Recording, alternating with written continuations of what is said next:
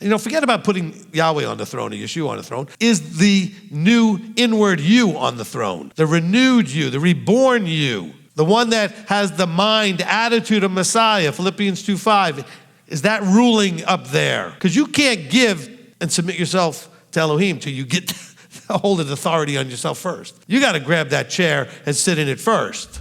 The flesh is the part of you that says you can't. The flesh is the part of you that says you're a failure. The flesh is the part that says you're a loser. The flesh is the one that says you'll never amount to anything. The flesh is all the victim stuff, all the failure stuff, all of the self-loathing stuff. That is all flesh. The only reason a lot of people have in life what you don't have that you wish you had is because they didn't believe that they couldn't have it. You believed you couldn't have it.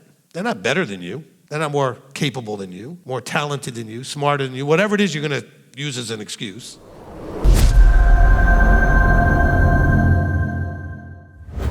All right, so today we are in Slavery to Freedom, Freeing Your Mind, Part 3. And I'm fairly confident this will take us all the way through the event. All right, we got today, we got Shabbat, and then we got the last holy day. I originally thought this would be a 2-part teaching, but you guys all know every time I thought something would be short, it never ends up being short. Anybody remember how many parts I claimed the heart of the matter was going to be? I think I said 5 or 6 or something like that, and it ended up being 64. So this one won't probably be that long, but it will be more than 2 parts because we're already in part 3. All right, so this is a holy day that commemorates the Exodus, right? The movement from slavery to freedom. And you know that Abba's given me as part of what I've been doing for the last, I don't know how many years now. It's really been a focus for a good number of years on the inside battle and the being set free inside. And we're not talking like deliverance ministry, Christianity, whatever, ooey gooey, ethereal stuff. We're talking about dealing with your psycho-emotional challenges, the battle in your mind, the battle for sovereignty and authority inside of you, a battle you need to fight. And don't let them sell you the idea that it's this outside stuff. It's you. Okay, we did that teaching on Hasatan. Did the devil make you do it? And he didn't. Okay, so we're trying to win the battlefield of the mind. All right, so the sort of flow of this comes from Exodus 6, when we talked about the 4 things that Yahweh says he was going to do for his people. We use this in the Passover Seder as the 4 cups. Okay, and we talked about those 4 different things. So the first one we started talking about was that he said, I shall bring you out from under your burdens, and I shall deliver you from their enslaving. Okay, and we talked about that he would open our bubble to the possibility of a way of escape and cause you to seek it, to ask, to seek, to knock. Talked about Matthew 11, where he says, come to me, all you who labor and are burdened, and I shall give you rest. We covered all that in the first part. He said, and I shall deliver you from their enslaving. I'm going to cause you to seek, ask, knock about the cause of the enslaving. There's a chronic disease. It's a mental disease that's really not like a diagnosable, like you're stuck with it, but there's a disease of blame pointing and being victims. So instead of looking for what's enslaving you and figuring out what you can do about it, you just point a finger and say, well, I can't do anything about it because of fill in the blank, whatever that is, okay? But when he says, I shall deliver you from your enslaving, yes, he delivered them physically out of Egypt. Did that fix anything, really? No, they were the slave mentality group of people that came out of there. And it took them a long time, and we're still actually struggling with it a couple of, over 1,000 years later, right? I mean, we're still really suffering about this thousands of years later. I mean, it's been a long time, since 2,000 years since Yeshua, and so this is way before that. So we have thousands of years, and we're still struggling with this coming to freedom of mind, okay? So he's going to cause you to seek the cause of your enslaving. We talked about that. Ephesians 4, we talked about that you should no longer walk as the Gentiles walk in the futility of your mind. We talked about Philippians 2, for let this attitude or mind be in you. I like the word attitude there. Okay? Because we say, well, let this mind be in you. I don't know that most of us know what that even means when we first hear it. How about let this approach and attitude towards life and situations be in you that was in Messiah Yeshua? Okay? This way of thinking, this way of responding, be in you. Okay, that was in Philippians 2. And then the next thing he says, I shall redeem you. Okay, and we covered that. And we talked about Yahweh causes us to be aware of the redemption, reconciliation. Okay, so we have those two things kind of coming together. Redemption and reconciliation provided by Yeshua and why we need it. Okay? That's part of going from when we were dead in our trespasses and we were walking the futility of our minds. And we didn't realize that there was a redemption and reconciliation available to us that was provided by Yeshua. Now, unfortunately, I think Christianity tends to kind of put forth this idea that whatever he did should automatically affect you. Well, no, what he did only affects you if you embrace it. Okay? Until you accept that he did something and what that does for you, it doesn't actually do anything for you. It's available to you. Okay? Just like I said, he causes you to seek. He causes you to know that there is something, but you have to go after it. You got to go and chase it down. You got to go and ask for it and seek it and knock. Because of our walking in the futility of our minds and serving that which is not Elohim, which made us his enemies. That's why we need it. Right? Because our walking in the futility of our minds and serving that which is not Elohim. Most often, self. That has made us basically enemies, his enemies. Because of our being dead in our trespasses, was also why we needed it. Right? We were dead in trespasses, we needed the reconciliation and redemption. We had become enemies. We needed reconciliation and redemption. Okay? We talked about Ephesians 2. We talked about that we were doing the desires of the flesh and of the mind and of its thoughts. Okay? We talked about that in his compassion and graciousness, he saved you from the life that you had by showing you the way that brings life. By his graciousness, we are delivered, saved by our choosing to believe him, not just in him, but believe him. A lot of people believe in him. There's a lot of people believe there's a creator, but do they believe him? Okay? We're supposed to be a people that believe him. Now, of course, you're not going to believe him if you don't believe in him, so that's kind of already implied, right? It's kind of in there implicitly. Now, his graciousness in calling us, by believing, his graciousness in calling us when we were dead in trespass and in enmity, was not because of any work we did to earn or deserve being delivered. It was his gift. So that's clear. We talked about graciousness versus grace, okay? The word there is trying to tell you he was being very gracious and generous. Compassionate. It says an L full of compassion. Okay? Because he's our peace, having abolished, caused to cease in his flesh the enmity. Okay, enmity is a state or feeling of active opposition or hostility. That's what he caused to cease. Our opposition and hostility toward him and toward each other in him. Now, he didn't just make it stop. He gave us the way to make it stop. Do you see the theme in all of this? He's not doing anything that you need to do, except showing you what it is you need to do. Now, that was clearly critical, because when you were dead in your trespasses and walking in the futility of your mind, you didn't really know what to do. And you had no idea what the right way to get to where you wanted to go was. And he's going to say, I can show you the way. I can show you the path. Yeshua is the way. Now, let's get to today. This is still continuing the I shall redeem you. We're going to go to Romans chapter 6. Now, we are going to really unravel something. We're going to take it slow. Some of these verses have been confused again and again and again.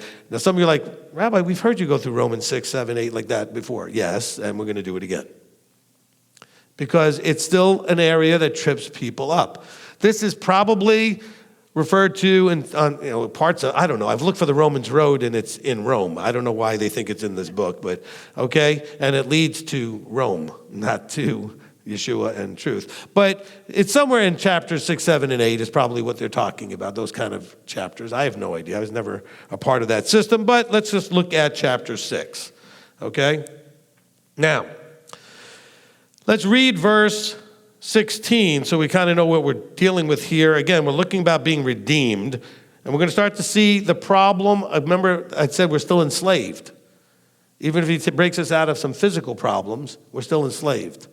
By the way, did you remember last night during the reading of the Haggadah, I said that the freedom from slavery that was provided was spiritual first, physical second.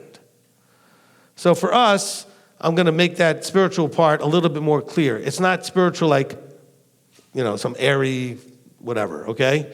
Ethereal thing. It's all the things non-physical, the psycho, emotional, spiritual, all the stuff that's going on inside of you.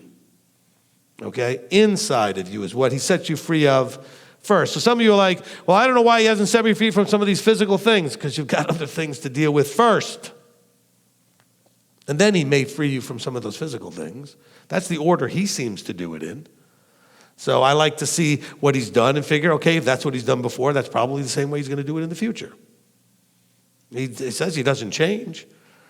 All right, so we can learn his MO, his way of operating, and apply it forward, right? Okay, so in verse 16, it says here, do you not know that to whom you present yourselves servants for obedience, you are servants of the one whom you obey, whether of sin to death or of obedience to righteousness. Now, this is critical that we pause for 1 second here just to make sure everything we're going to talk about is going to be talking about this problem. Everything that Paul is trying to explain here in this letter to the Romans is addressing this force against another force, this antagonism between two different mindsets, which we're going to see represent two different laws, okay? And so I want us to really understand he's talking about who or what we serve. Now he's going to make it clear he's not talking about physical Romans. He's going to make it clear that this is a battle inside his head, inside his heart. Okay, so we must pay attention. I had really wanted to go back and read 3 or 4 chapters to get this, but we're still going to read a couple of them. I mean, it's so hard to know where to go back to and start because all of it is part of the same message to the Romans. But we're going to start here in 6 and go forward, and I think we might be able to do it here. I almost went back to 5, but we'll start here in 6. Okay, so let's begin in verse 1. Okay, we're going to go back now to verse 1. So we laid out the issue. The issue is that you are slaves to whom you serve. And we're going to find out that serving is a choice. This is not slavery by somebody coming, scooping you up, and putting you into bondage of some sort. Paul's talking about something that's happening inside you. All right, inside you. What then, verse 1, what then shall we say? Shall we continue in sin to let favor increase? Let it not be. How shall he who died to sin still live in it? Okay, Christians, please pay attention. What then shall we say? Shall we continue to sin? Now, somewhere in here, he's made an argument that there's been a forgiveness of sin. Okay, he's also going to make a very strong case as we go through this chapter and others that there's a servant to one type of authority, which guess what? Each authority has its own laws. Okay? Each authority has its own law. We're going to find out there's a law of sin and death. There's a law of righteousness of life. Now, so he's saying, shall we continue in sin to let favor increase? In other words, man, he was gracious as bad as we were, so should I do more sin so he could be more gracious? He said, that's stupid. Well, that's not what he said. Well, he said, let it not be. Well, he did say it, didn't he? He goes, how shall we who died to sin still live in it? Now, we all should understand what the definition of sin is, right? Well, sin is the breach of the law.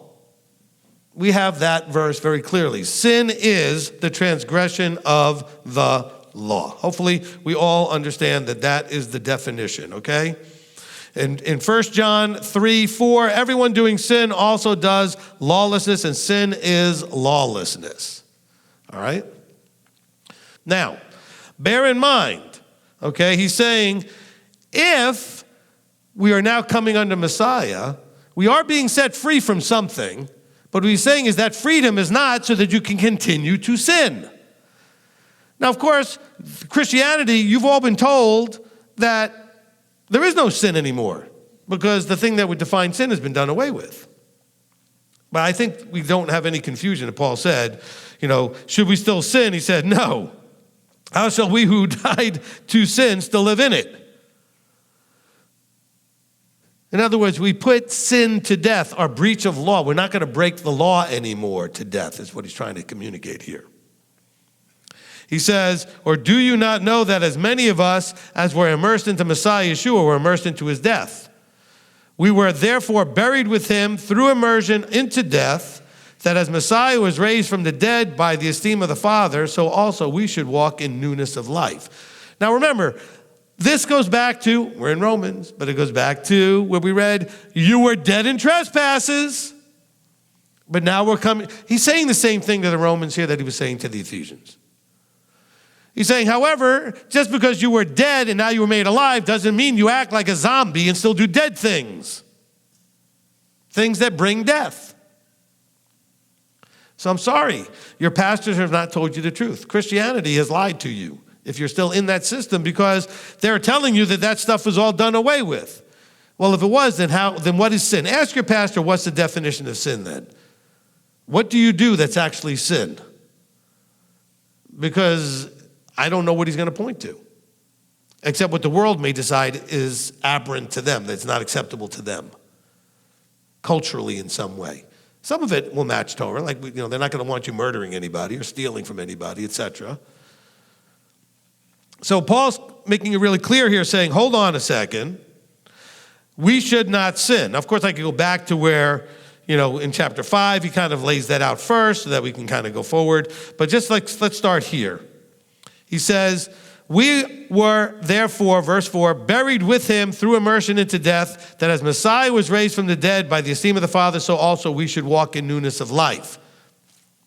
Now, newness of life, because we were walking in the futility of our minds and dead in trespasses. Now we are aware of the way, the path, the truth, the life, the Torah. Now, verse 5, for if we have come to be grown together in the likeness of his death, we shall also of the resurrection. Knowing this, that our old man was impaled with him, so that the body of sin might be rendered powerless to serve sin no longer. This body, which was dead in trespasses, is to sin no more. It was dead because it was sinning. So sin wasn't taken away by taking the law away. You were shown a way to stop sinning. I mean, it's not real complicated, but yet the people who teach it are the ones who are bending and twisting to their own destruction, as Peter would tell you. Okay?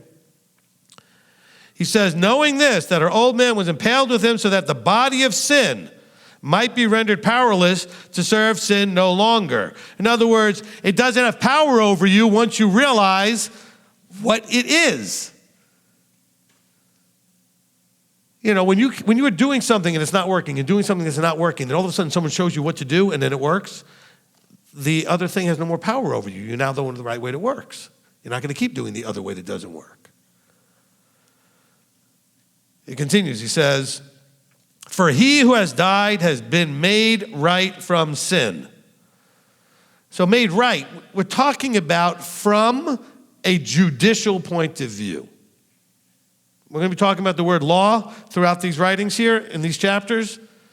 So from a legal standpoint, you have been made innocent of the already committed previous sin. Not declared right, meaning you can't sin. Not to mean that sin was just taken away, but this is a judicial phrase that you have been made and found to be not guilty of needing to be the penalty of death. You've been found not guilty of the sin going forward. If you choose to walk in newness of life, that has been pardoned. The previous, not current, not like if you keep going forward and keep doing it. That needs to be dealt with as you keep doing it. The previous stuff was pardoned. And you are now walking with a clean slate. Now, he says, and if we died with Messiah, we believe that we shall also live with him, knowing that Messiah, having been raised from the dead, dies no more, death no longer rules over him. So he's saying that if we follow this path, there'll be a path or a way that death will no longer rule over you. For in that he died to sin once for all, but in that he lives to Elohim. Let's follow that. He died to sin once for all. He paid the penalty of sin once for all. Verse 23 says the wages of sin is death, right? We're in the same chapter. That's where he's headed towards. So he paid that penalty once for all. And in that he lives, though, to Elohim. What did we read earlier? Well, we're not there yet. In verse 16, you're slaves to whom you serve.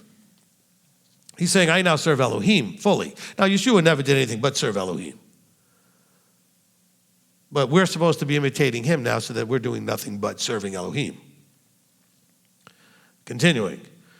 So you also reckon yourselves to be dead indeed to sin, but alive to Elohim and Messiah Yeshua our master. In other words, you're going to say, sin no longer is my master. I'm not a slave to sin. I'm now serving Elohim. It doesn't mean that there isn't any sin out there. It doesn't mean you can't sin. We have other verses that say we sin and fall short all the time. Therefore, do not let sin, you see how he just said that? He didn't say that sin is indeed, we're dead to sin, and then why would he even say this next sentence if it wasn't possible? He said, therefore, do not let sin reign in your mortal body to obey, it in its desires. The point is that we have hopefully recognized that old you which lived to sin and seek those desires is dead. And you recognize that path only leads to dead. It's death. He says, therefore, do not let sin reign, rule, have authority in your mortal body to obey it in its desires. Neither present yourself members as instruments of unrighteousness to sin, but present yourselves to Elohim as being alive from the dead, and your members as instruments of righteousness to Elohim. This makes so much more sense if you read Ephesians. Of course, when he wrote this, he wrote it to the Romans who did not get to read Ephesians. But he's explaining the same things, isn't he? He's saying you were dead in your trespasses. What were you trespassing? The expectations, rules, and regulations, and etc. of the Creator, the instructions of the Creator. Even if you didn't know you were. And you were walking in the futility of your mind, Ephesians 4. And you were in Ephesians 2, without covenant, without expectation, without Elohim, without Messiah. Ooh. And now he's saying, don't go back to that. He says, neither present your members as instruments of unrighteousness to sin. So there's a comparison going on here. There's something called righteousness, and there's something called sin. He's saying, don't do unrighteousness, which is sin. So again, any Christians watching, go ask your pastor what that means. What is unrighteous? What can you do that's unrighteous? He says, don't do this. Don't present your members as instruments of unrighteousness. But present yourselves to Elohim as being alive from the dead. You were dead in your trespasses. And your members as instruments. So we're serving the Creator as instruments in his hands to do righteousness. The righteousness to Elohim. Listen to verse 14. For sin shall not rule over you, for you are not under the law, but under favor. Okay, this is where we get into a little trickiness. You're going to have to follow all the way through when he starts to explain what this law is.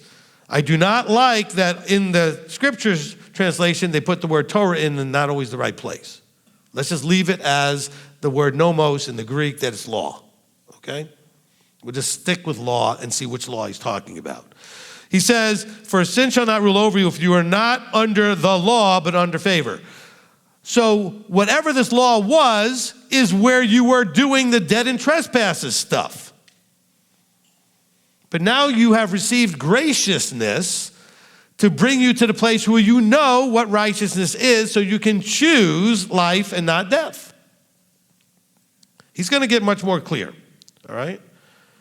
So let's just hold that thought there when he says you're not under the law. What then? Shall we sin because we're not under the law but under favor? Let it not be.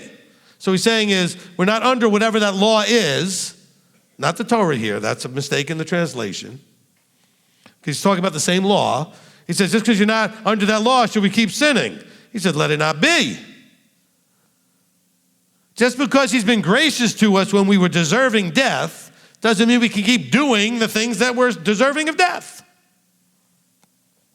Do you not know that to whom you present yourselves servants for obedience, you are servants of the one whom you obey, whether of sin to death? So there are things that are sin that lead to death. And the audience would know that he's talking to, right? The letter would be written to the Romans understanding what scripturally we understand is sin. Or of obedience to righteousness. So there's a difference between sin and righteousness.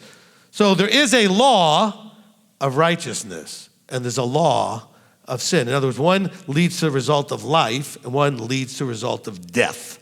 He's going to make that more clear. Again, with Paul, you got to be really careful not to just take a verse and not get the whole context of what his point is.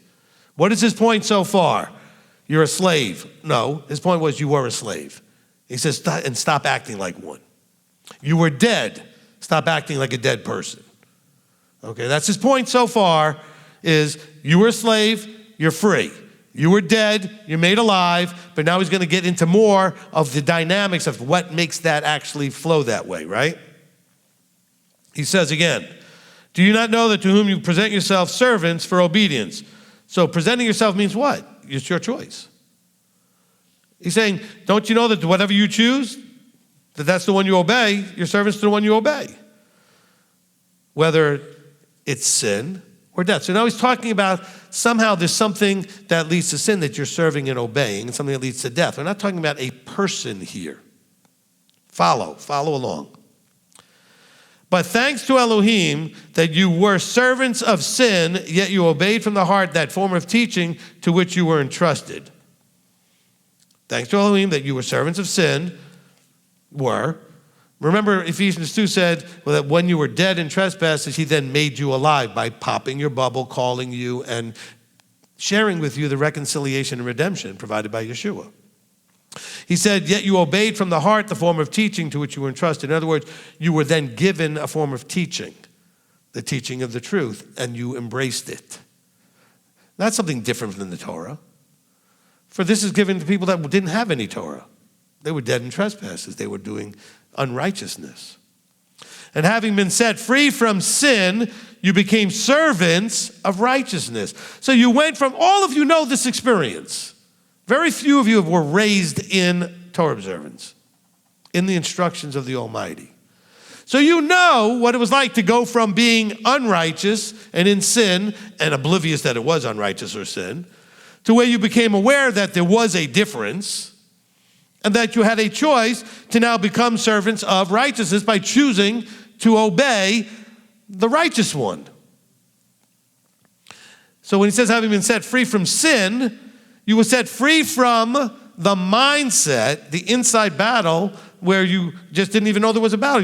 I'm just living this life. I had no idea it was sin. Now you've been set free from the ignorance, right? We have verses that talks about because of the ignorance that was in them, okay? He says, I speak as a man because of the weakness of your flesh.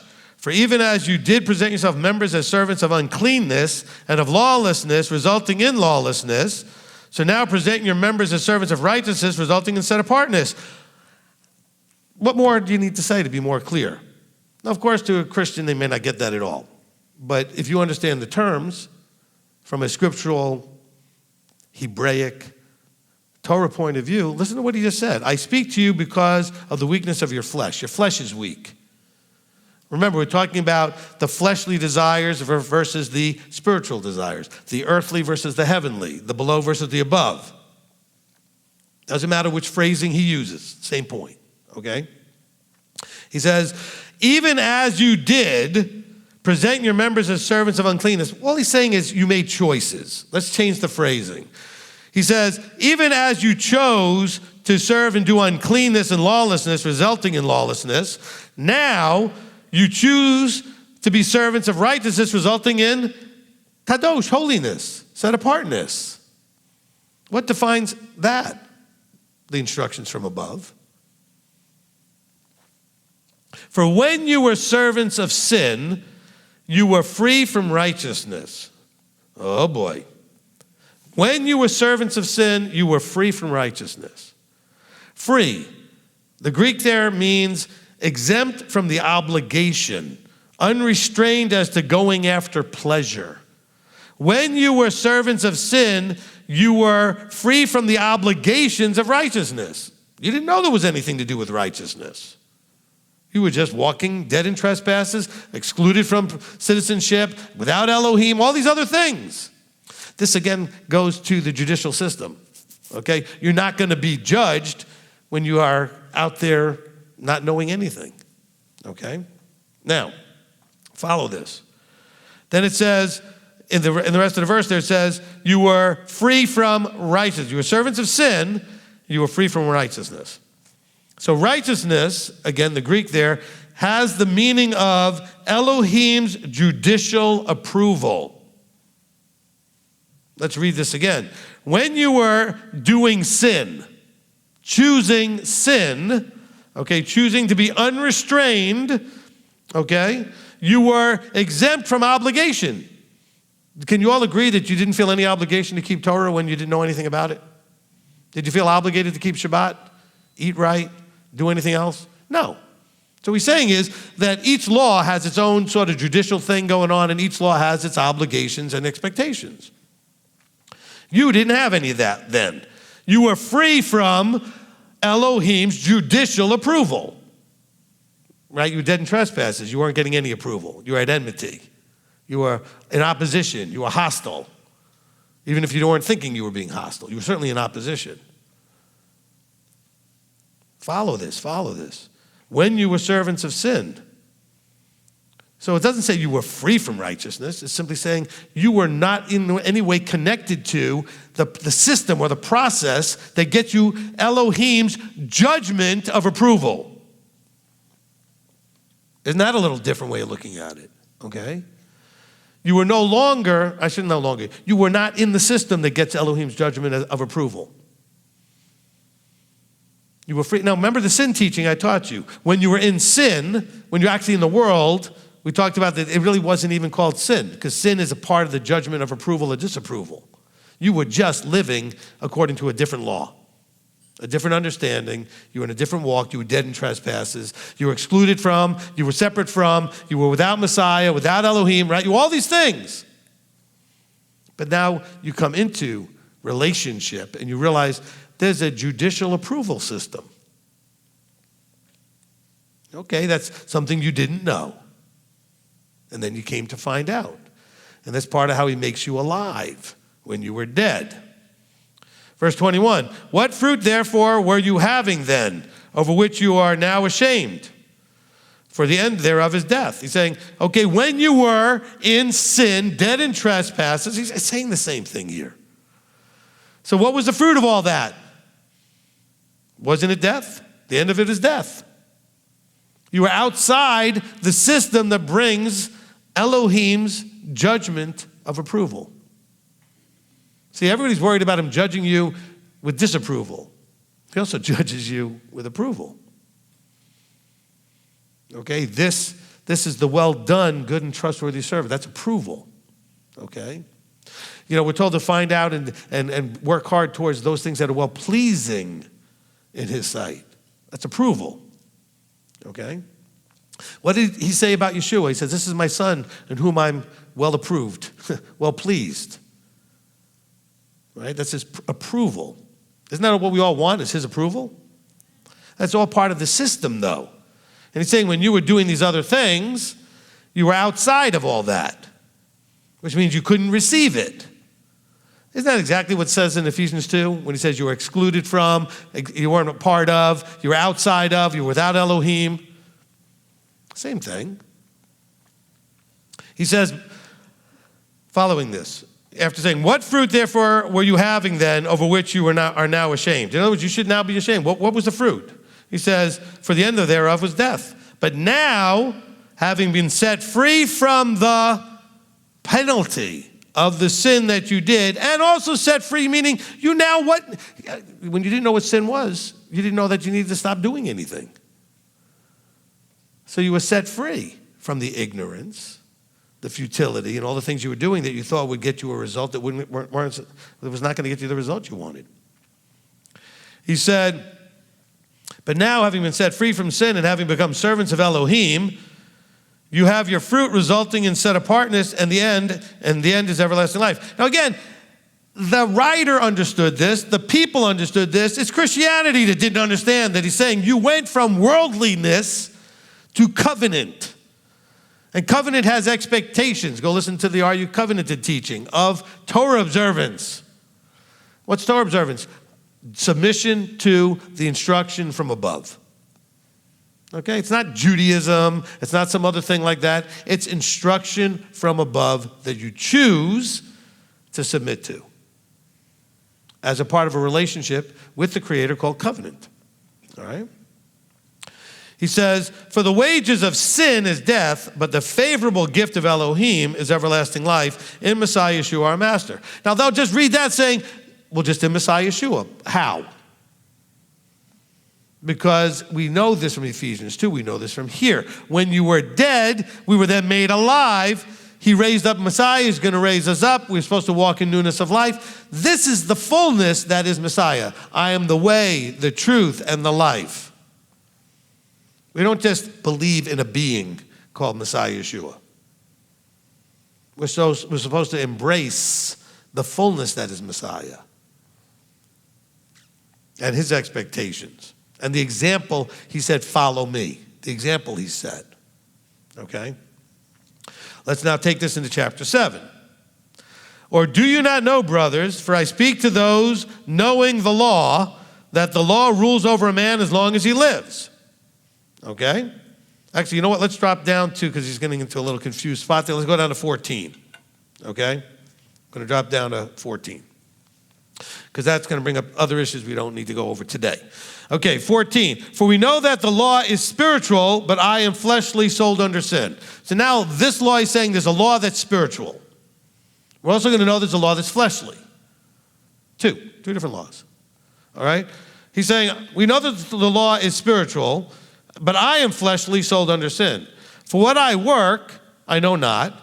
For what I wish, that I do not practice. But what I hate, that I do. But if I do what I do not wish, I agree with the law that it is good.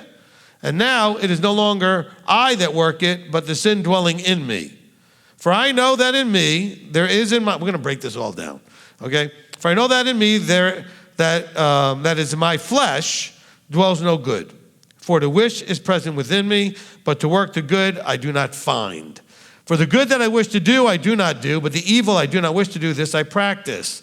And if I do that which I do not wish, it is no longer I who work it, but the sin dwelling in me. I find, we're going to break this all down again, but listen to this. I find, therefore, this law. He discovered another law. That when I wish to do good, that the evil is present within me. For I delight in the law of Elohim, according to the inward man, but I see another law in my members, another law other than the law of Elohim, battling against the law of my mind, and bringing me into captivity to the law of sin, which is in my members. Wretched man that I am, who shall deliver me from this body of death? Thanks to Elohim through Yeshua Messiah, our Master. So then, with the mind, I myself truly serve the law of Elohim, but with the flesh, the law of sin, there are two. So if you're reading Romans or anything that Paul writes and he says the word law, you better figure out which one he's talking about. You got to figure out which one he's talking about, because Christians, you've been told that they're both the same. You've been told that they're both the same. Paul very clearly said there's two, right there in that verse 25. He says, so then with my mind I myself truly serve the law of Elohim, but with the flesh, the law of sin. So he's trying to compare this renewed man, we're following this now? Starts here. But we're going to say flesh is the heart, the desires, the passions. Intellectually, he now knows there's a right way to go, the law of Elohim. He says, but my desires, my flesh, we've talked about flesh being the I want, I desire, I don't want, I don't like, all of that preference that comes out of you, the me stuff, he goes, that's a different law. That's a different law. Let's go back now. Knowing that he's talking about two different laws. Okay? So we're now to verse 14 again. We know that the law is spiritual, but I am fleshly, sold under sin. So he's saying there are two different laws. The law that I now know about in my mind is spiritual. Okay? He says, however, my flesh, remember, you're a slave to human service, so I'm sold. Aren't slaves sold? So my flesh is sold under sin. Okay? He says, verse 15, for what I work, I know not. For what I wish, that I do not practice, but what I hate, that I do. And now he's saying, from an intellectual point of view, I don't know what I'm doing. Anybody ever have that problem? Your flesh is just out there, and you're like, what in the world am I doing? That's what Shaul is talking about here. Paul's saying, I do stuff, I don't even know what I'm doing. However, I know the law is spiritual, so I have a mind that says, I know I'm not supposed to be doing. What am I doing? You ever say, what are you doing? You know better.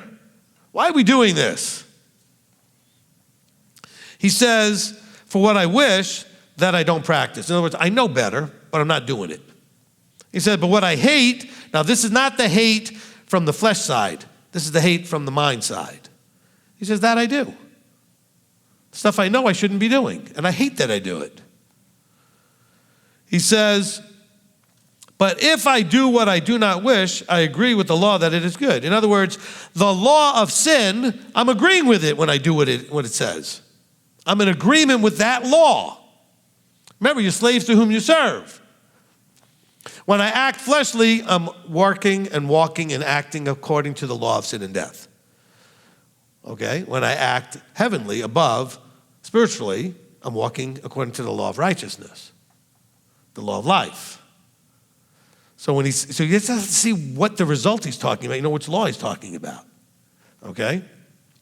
He says, if I do what I do not wish, I agree with that law that it is good. In other words, I act like that law is good. You decide to do something you know you shouldn't do, you've decided that it's good. That law that's ruling in you. Otherwise, the sentence doesn't make any sense. You know, why would you go and do what you don't want to and then agree that it's good?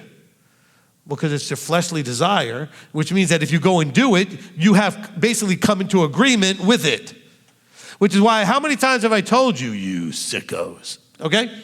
You've heard me say that phrase, because you do what you do because you want to. In a sense, you've come into agreement with it. You've decided that it's good. Not here. The action demonstrates that you thought it was good. Okay? I want to do this. Well, I know I shouldn't, but I want to. So I do it anyway. You decided it is good. It is okay. It's appropriate. It's this, that. Whatever it is, you made a decision in agreement with it. How about we call it that? Saying it's good as in a judgment of good versus bad. You decided to be in agreement with it. That's really what he's saying there. He's saying, if I do what I do not wish, I agree with the law that I'm in agreement with it. I'm agreeing with this law. I'm saying it's all right. Let's do it. Now, he says, and now it is no longer I that work it, but the sin dwelling in me. So now he's saying is, this new me up here is losing out to the old me, which he's calling sin.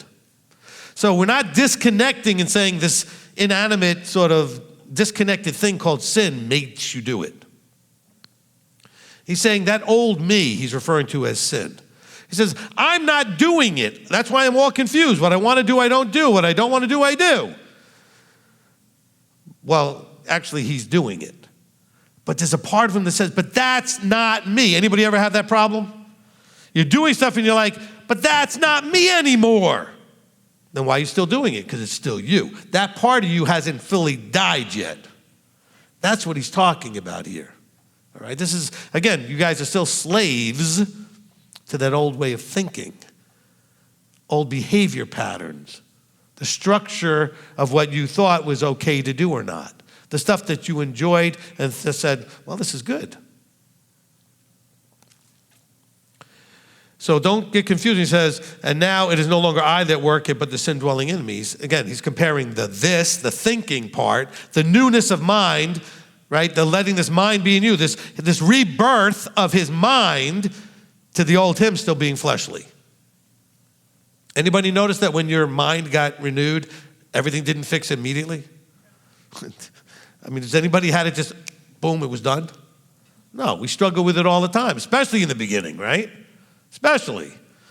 He says, for I know that in me, that is in my flesh. Now he's telling you what he was talking about in the previous verse. He's saying, I know that it's in my flesh. This is the problem. When he says it's the sin dwelling in me, he says, I know that in me, that it's my flesh. In my flesh dwells no good. So it's the flesh, the old him, the below, the earthly, the fleshly, that is winning out at those moments.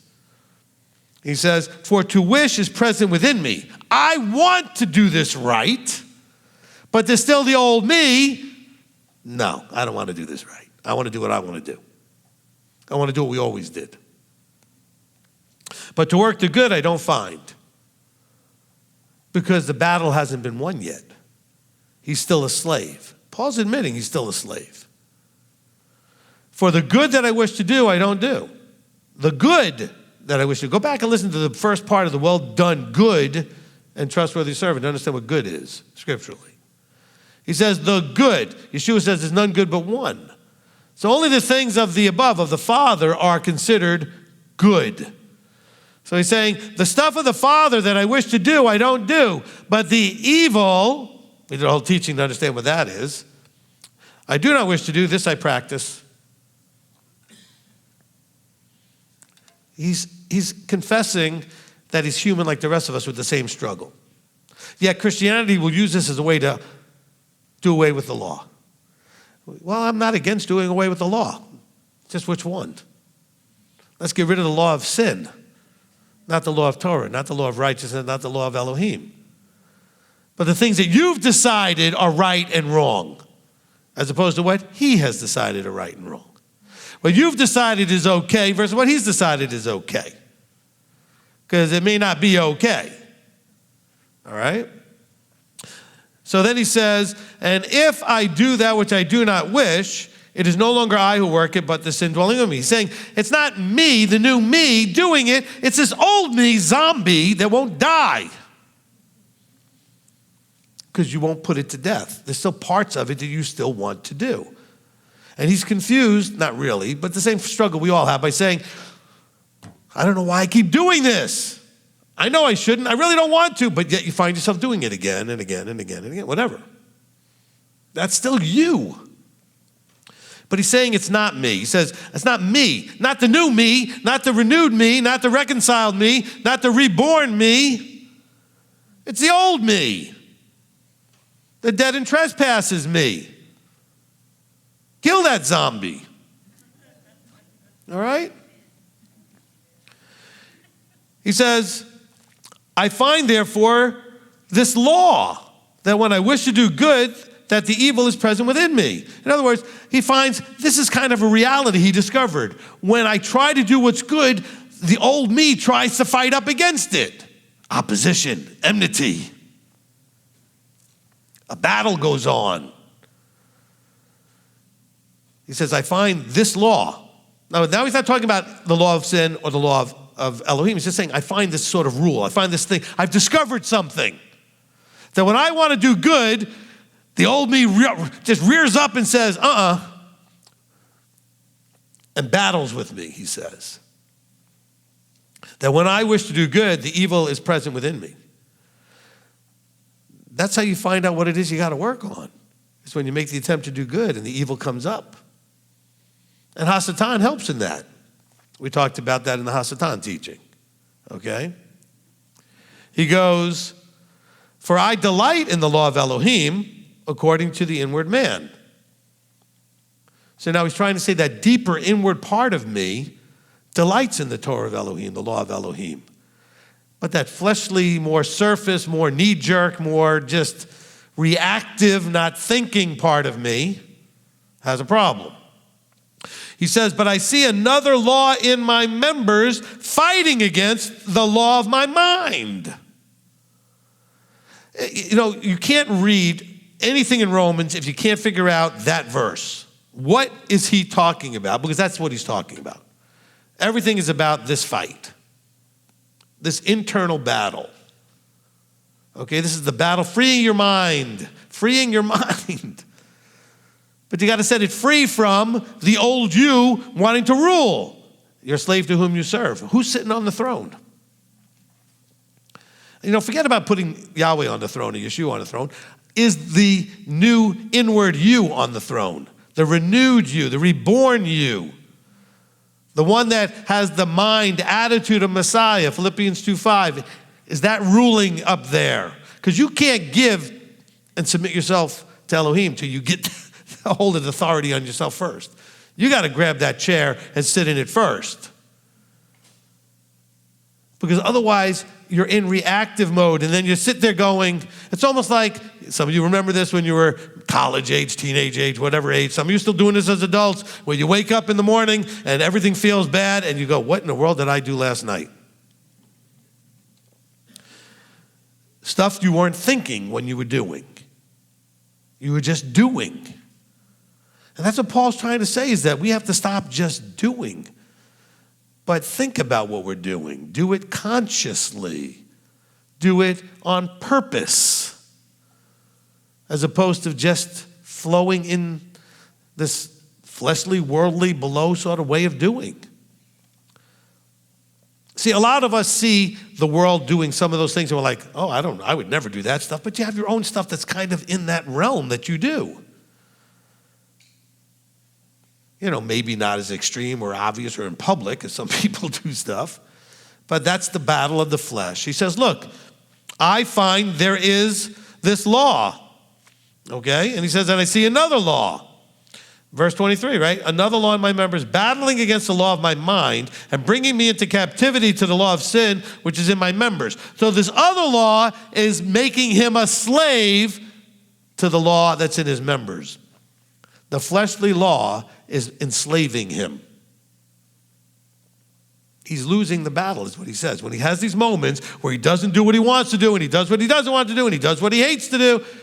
Oh, but see, he doesn't really hate doing it. He hates that he's doing it. Otherwise, he wouldn't do it. Okay? All of you need to understand, if you're doing something you shouldn't do, it's because you wanted to do it. Something about it was appealing or was going to get you a result you thought was what you wanted, or you had pleasure from it in some way. Okay? So you wanted to do it. Now, you still might hate that you did it. You might hate yourself while you're doing it because you're losing the battle, though. He says, this other law in his members, battling against the law of his mind, okay, brings me into captivity to the law of sin, which is in my members. So it captivates me back into the body, into the flesh, out of the mind. I'm giving you years of therapy in 1 hour here, okay? If you could just embrace this, you'll understand what you're really struggling with. When I counsel people, I don't know what to do sometimes because the battle is losing. They're losing the battle in their mind. And no matter what I say, it doesn't matter. They can't receive it because they've lost in their mind. They can't see a path out. Because they've been, what's it say here, put into captivity, right? They've been brought into captivity by their flesh. The flesh is the part of you that says you can't. The flesh is the part of you that says you're a failure. The flesh is the part that says you're a loser. The flesh is the one that says you'll never amount to anything. The flesh is all the victim stuff, all the failure stuff, all of the self-loathing stuff. That is all flesh. Okay? And you know what? It's all lies unless you are captivated by it, and then it becomes truth because you'll self-manifest it. So why not just say, that's dumb, I'm not thinking that way anymore? Because that's too easy. Well, actually, it is that easy. But you can't see it that way because you've so entrenched your thinking and trained yourself to think a certain way that you can't free yourself from it.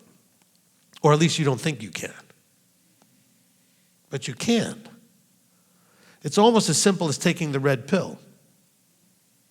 It's a choice. Okay? And then it opens up everything. The only reason a lot of people have in life what you don't have that you wish you had is because they didn't believe that they couldn't have it. You believed you couldn't have it. They're not better than you. They're not more capable than you, more talented than you, smarter than you, whatever it is you're going to use as an excuse. And as Elder would say, excuses are for you. It's just that they believe they could. And you believe you can't. That's the only difference. You know, I made a little joke the other day. I don't know if I could do that from here without messing with the camera, but I could do it, stay in one place. I saw somebody, I said, how old are you now? The person was like, oh, I'm 12. I said, well, you're almost 13, so you've already got the teenager walk down. Okay? That's slow, kind of. Some of you are still doing that, and you're 40, 50 years old. You ever see me walking around? It's like a blur. I'm zoom, go. Back up, shoulders back. Why? Because I always believe everything is possible. I always believe I can. Nothing defeats me. That doesn't mean things don't ever go wrong. They go wrong all the time. Like, more often than not. But so what? That's normal. That's life. But Paul's telling you about something that if you're in the same place, most of you quit. Now he finishes off with an encouragement so that you don't quit. But you'll quit. This is an enslaving reality. You have to realize this is something that is enslaving you unless you set yourself free. He's already given you this message to set you free. Okay? You were given information. Now what are you going to do with it? He says, I see another law in my members battling against the law in my mind. Bringing me into captivity to the law of sin, which is in my members. Remember, he said about the members, which is where the fleshly stuff was. Okay? Wretched man that I am, who shall deliver me from this body of death? So now he's doing what we all do, right? Looking for an outside rescuer. And he's saying, wait a minute, thanks to Elohim through Yeshua Messiah, our master, so then with the mind, I myself truly serve the law of Elohim, but with the flesh, the law said, oh, so Messiah brought me to know this reality. Which is what all you needed was to know that reality. You needed that truth. Now you need to act upon it. Are you going to act upon it, though? Are you going to embrace the reality that he's just shared you? Paul is just giving you the key to the whole mental, fleshly, struggle, internal battle stuff. He simply said what? There's two laws. You're losing. If you're losing to the one, that's why you struggle. If the other one's victorious, that's why you succeed. He says you got to make sure that your mind is ruling over flesh. Not just your mind that you had when you were dead in trespasses. That was a futility of your mind. The mind, the renewed mind. Let this mind be in you. That mind has to win the battle over the flesh. And your fruit, your actions will show you which one's winning. Because Paul says, that's how I know. When I do what I don't want to do, I'm losing. When that which I want to do, I don't do, I'm losing. Then I kind of thought it through, and I prayed about it. Doesn't say that, but I'm sure he prayed about it and everything. He said, why is this happening? And he said, oh, because there's two laws in my body. And they fight with each other. And the one is trying to take the other into captivity. It's trying to enslave your mind. Okay? I'm going to use an analogy. I hope this works. Mostly everybody, I'm sure, has seen The Matrix. And you remember that really kind of transformative moment when Neo and Morpheus are in the dojo and they're starting to fight a little bit. And Morpheus says things like, you think that's air you're breathing? Or you think that I'm really faster than you? Or you think, in other words, these are all things that his mind believed, which limited how he could really function in a really unlimited space. And he was told, free your mind. See, that's what we do, though, in this world. We believe, I'm not capable of this. This is as far as I can go. I can't do this. I can't accomplish that. I'll never be this. I'll never be that. Unless there's a legitimate, actual hard stop why you can't do something, okay, then I don't, what would be a hard stop? I don't know. Let's say you want to win, be the world's fastest 100-meter dash, and you don't have legs. That might limit you. I mean, I'm trying to be ridiculous, but not. I mean, what is a legitimate blockage to your accomplishing something? Well, I'm too young, I'm too old, I'm too this, I'm too that. No, you're not. Because I'll find somebody who has exactly whatever your excuse is who's doing it. Okay? So that's the first thing I would ask. Is there anybody with my excuse that's already accomplished this thing I'm saying I can't do? If there are people that have, then you need to find out how they did it. First, you need to believe it's doable. Some of you don't believe that you're going to be in the kingdom. You don't think you'll make it. Some of you haven't even forgiven yourself for being dead in trespasses. Well, I was so terrible. Some of you, it's hysterical how terrible you thought you were when I can compare you to some really terrible people. Because I got people coming to me crying, I was such a horrible person. What'd you do? I'm like, seriously? But it was horrible to them. Okay? But you have to forgive yourself. Slavery to freedom. This journey is not from Egypt into the promised land. This is in here. Okay? We have been thousands of years since Moshe, 2,000 since Yeshua, and you're still slaves.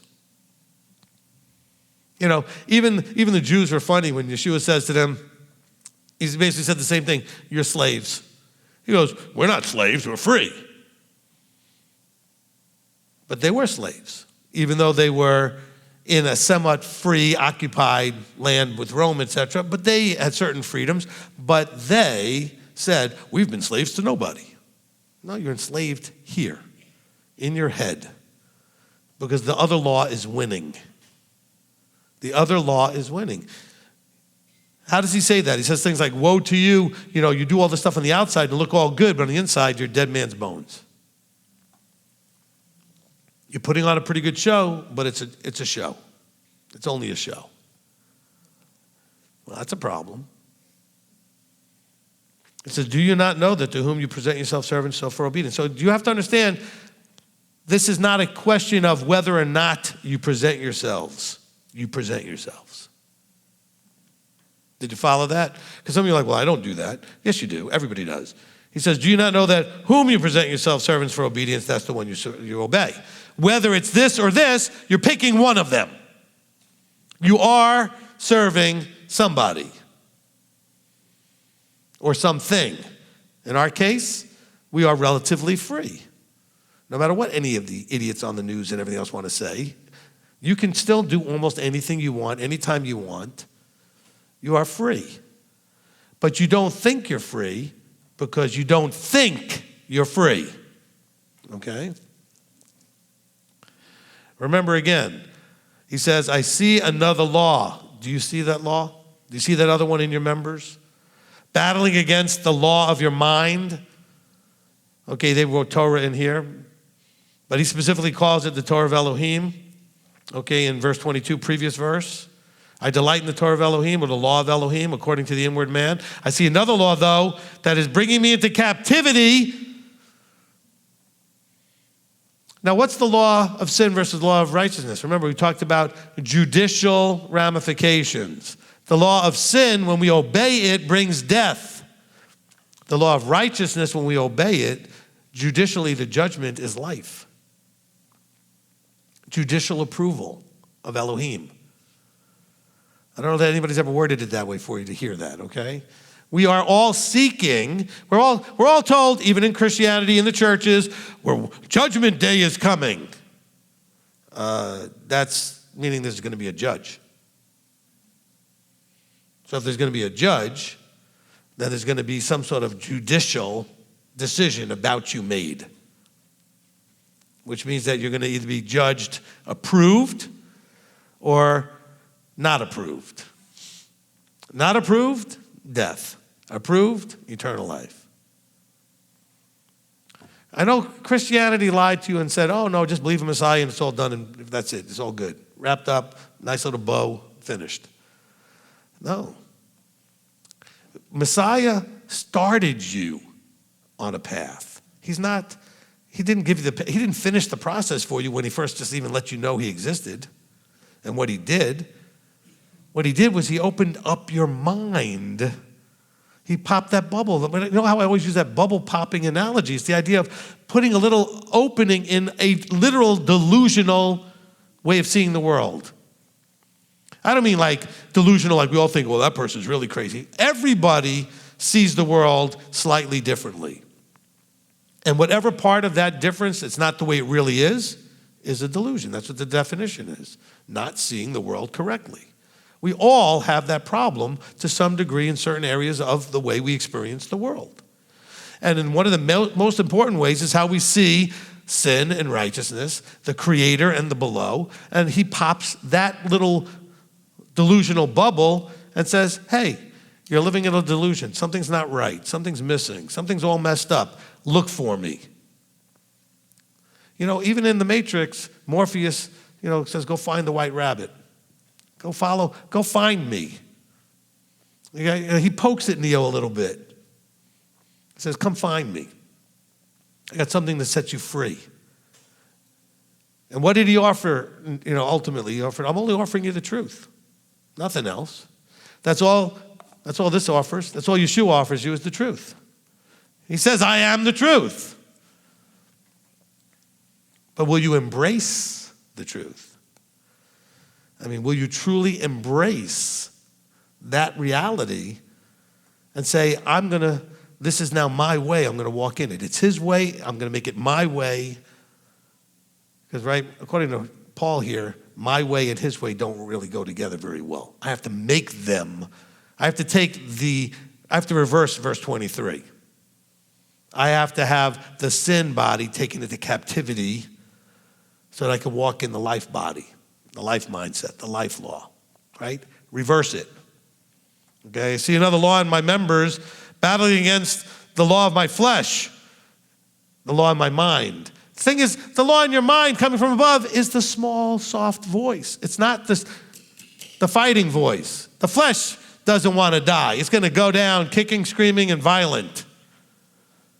It's going to kind of try to convince you of every wrong thing, while the above voice is just sitting there going, don't do that. That's not going to work. Charlie and the Chocolate Factory, the original. Everybody remember that? Do you remember Willy Wonka when the kid starts to go over by the chocolate river and he goes, oh, no, don't do that. Like he wasn't really yelling at the kid. He's like, no, dumb. Okay? That's sort of that still small voice, right? He's not like, hey, don't do that, no. He's like, no, don't do that. Okay, good, dumb. Okay, all right? To me, that's sort of like that small voice. That voice that's not really strongly screaming at you not to do it. Just like, no, don't, no, okay. All right, maybe you'll learn after you go and drown in the chocolate river. Okay? I'm just saying these are great analogies for you because these are things you can relate to. And you can say, oh, okay. Because some of you would like to think, well, now that I believe God would let me, he's going to let you do whatever you want. He is not restraining you at all. He wants you to restrain you. He wants to see if you will restrain you. He wants to see if you're going to lose this battle like in verse 23. Paul's like, I struggle. And by the way, this 23 is when he recognizes that he's struggling with what I want to do, I don't do, and what I don't want to do, I do. Okay? He realizes he's losing the fight. He's losing the fight. You don't have to be a certain age to fight this fight and win. Your gender doesn't matter. Your race doesn't matter. Your age doesn't matter. Your size, weight, shape, disability. All that matters is your mind. Okay?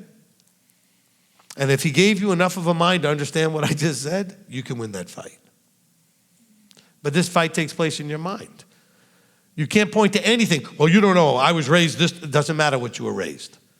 Doesn't matter what culture, what country, what language, nothing. Male, female, it doesn't matter. Everybody's fighting this fight inside. Inside. Because when you're free inside, you could be like Joseph.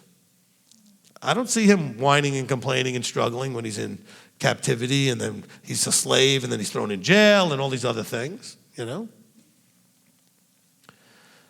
Some of you be like, oh, you finally brought me out here so I could do a little song and dance show for you and try to answer your dreams and everything. Well, the hell with you. You put me in jail for all this time. You didn't care about me. I mean, some people might have an attitude. He just came out and said, what can I do for you? Then he said, well, I can't do that. All of that comes from God. He had already won the battle of the mind. That's why it didn't matter where he was. Whatever conditions you're in, if you win the battle of the mind, the conditions don't matter. Do we all understand that? Can you receive that? The conditions are of the flesh. Conditions matter to the flesh. Conditions don't matter to the mind. Because no matter what's happening, you should be able to maintain the right mind. What did Yeshua do when they were doing all that stuff to him? He's like, I could call down the legion of angels, all this other stuff. I said, but he just stood there. He didn't cry out. He didn't say anything. He didn't say anything. He just took it. It's like, I've already won the battle of the mind. Stephen, when they were throwing the stones at him, he'd already won the battle of the mind. See, people might think, oh, this, that. No. He won the battle of the mind. He's like, I know I did what I had to do. I said what I had to say. If they want to kill me, fine. He had won the battle of the mind. Some of you are still too much in the body. And the body's winning. All right, we need to get out of that. Amen? Amen. All right, Father, we come before you. And Father, we want to win this battle of the mind. We want to do what is pleasing in your sight. We want to recognize the difference between what's pleasing in our own sights and what's pleasing in your sight. Father, we want to understand how so much of your word is about what goes on the inside.